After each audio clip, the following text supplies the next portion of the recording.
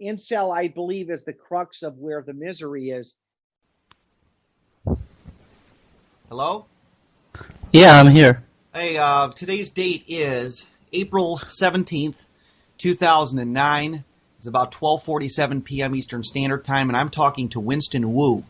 Winston Wu owns a website called happierabroad.com. That's happierabroad.com, all one word. And this is actually the third time I'm interviewing him. The first interview that I did with him was on March 27, 2009. Came out, or the Skype recorder messed up the recording. So I have a list in front of me of all the questions that I had previously asked him. We're going to go down the list, and we're going to basically re-record that interview, and that way you can hear it loud and clear. Winston, it's good to have you aboard. Thanks for having me, Steve. Well, let me start out with the first question I'd asked you. And first of all, I know you're operating a website that's regarding, it's basically designed for men who live in the West, particularly the United States, that are sick and tired of the fact that it's nearly impossible to even get an average woman today without her having 50 to 100 options. And, of course, with it goes the bad behavior. I wouldn't say that's always the case, but dating is obviously a dilemma today for millions or hundreds of thousands at the very minimum of men out there. So tell me, what was your life like as a teenager and a young adult, and how did this adversely affect your ability to date? Well, it definitely played a role in all this because I didn't really fit in to my school and the culture, and I wasn't that popular, so I didn't really get a lot of dates and felt a little excluded, and I've always felt really lonely because of that. And in fact, I wrote a story about that on my website called, my personal story, 20 years of loneliness and datelessness in America that led me abroad. Wow. And but plus I was a shy, timid guy, so that was also a factor. But when I grew up, I started being more confident and outgoing. But by then, it was too late because the culture had become more man-hating and more feminist, and I grew up in Silicon Valley, which is all about work and isolation. So it wasn't that open of a place, and I was an Asian guy that liked white women, so it just wasn't. And the white women there, preferred their own race, so it just wasn't a very good market for me, and that led to many years of frustration. And until I went abroad, and then everything turned around 180 in so many ways, and that's what inspired me to start this movement called Happier Abroad. Well, I want to say something, Winston. You talk about Silicon Valley. I read an article about that recently. The place is a sausage fest off the Richter scale. There's so many horny guys going there. Of course, it's like going out west. Oh, I'm going out there to discover and digging for gold or panning for gold. And they said that I read an article that was saying that if you go out to like a cafe, it's mostly men. So there is a lot of challenges going out west to meet women. It is a sausage fest. Oh, definitely, and there's a lot of guys there in the same situation as me, not just Asians, but white guys too, and a lot of these guys complain, but a lot of them are afraid to, because you're not supposed to, complain about such things in the States, because there's kind of a double standard where women can complain about men, but men aren't allowed to complain about women because it's politically incorrect. Yeah. The typical follow-up you hear from most guys is, "Why don't you just admit it? You're a woman hater." That's all. It's almost like a self-defense mechanism. It's like it's like criticizing the president George Bush, former President George Bush, and saying, "Why don't you just admit you're a liberal?" It's like it's almost like a defense mechanism that they use. And it's got nothing to do with hating women. I think that one thing I've touched on several of the audio podcasts I've done since we first did our interview was that this is such a taboo subject. No guy is ever going to go out in public. I've tried to get the Love Shy forum to interview with me. I did get two guys. The Incel forum, I've never really checked that out too much. From what I'm hearing is none of these groups of people really want to talk about this issue. They just want to maybe have their cyber chat and cry to each other on the internet. But this is a taboo subject that needs to be broken. Definitely, and the worst thing about it is that a lot of, I mean, the guys that are suffering from this, I mean, there's a lot of guys suffering from this, and they have no voice. This is a politically incorrect, taboo subject, and they don't really have any solutions. They're if they complain, they're told by their friends to improve themselves, to be more confident, to go out there and do stuff, and to stop complaining. But that really doesn't solve it, because there's so many inequities in the U.S. dating market that just guarantees that there's a lot of guys that are going to be left dateless, lonely, Right. just not having any companionship, and there's a lot of women that are not even looking. I mean they'd rather go shopping or walk their dogs or go jogging and just not even be with men, because Right. they're taught that they don't need them. So we're and there's a lot of men that need women, so they're kind of left out in the open. I mean, left out in the cold. I mean, Right. and that's a pity, because there are very few people giving these guys real options, Right. other than pickup techniques and cliche-ish techniques like improve yourself, go to the gym, join some Yeah, but activities, and that might get you some superficial acquaintances, but it really doesn't turn your life around. Right. No, Well, not. Winston, I will say one thing. The gym is a big asset.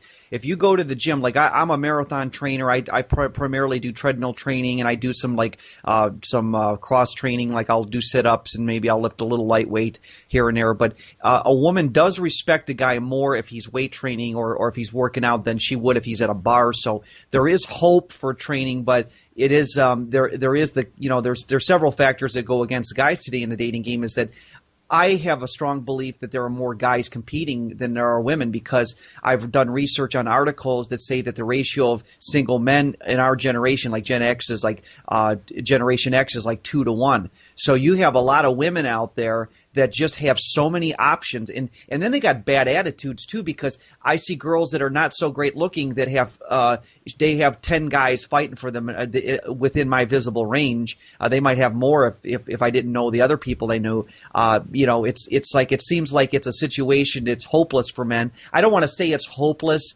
but every time I see a guy with an average to good-looking woman, I'm always saying to myself, either he's got money or he's the chosen one. He was chosen by her. I know it sounds like a state of despair, but did you ever think that? Oh, definitely. I've seen that all the time, and a lot of my friends have said that too.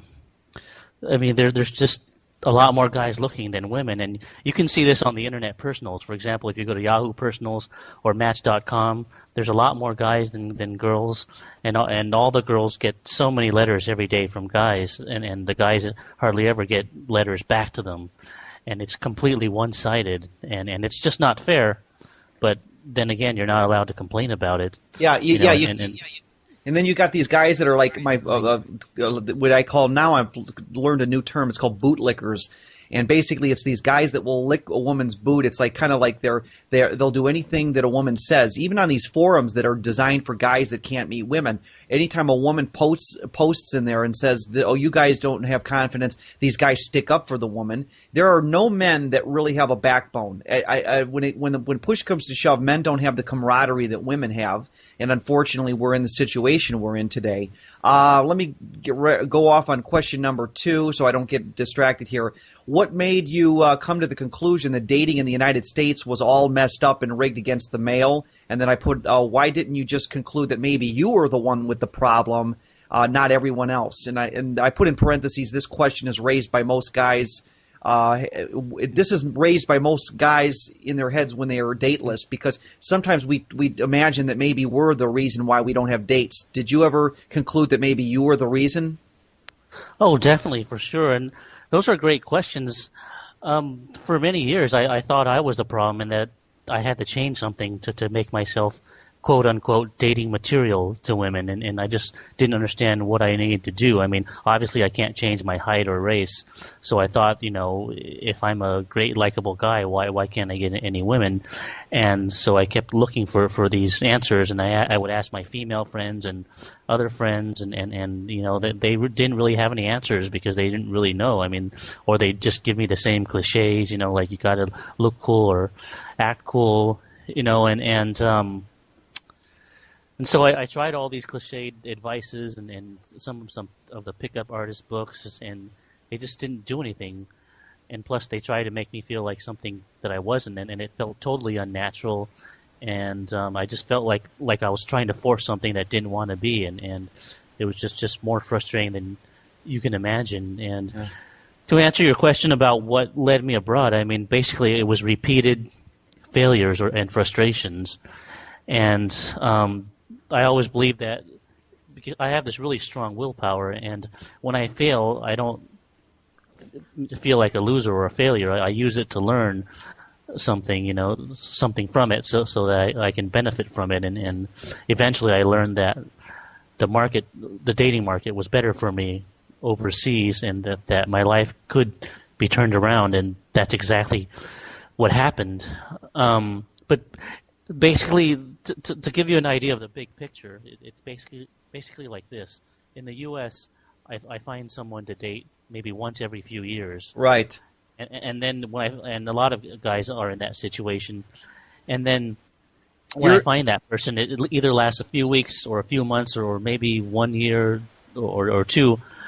But then I have to, if that relationship ends, then I have to wait another few years, and then I basically got hundreds of days of being dateless again, which was excruciating to me, because this is a high priority to me.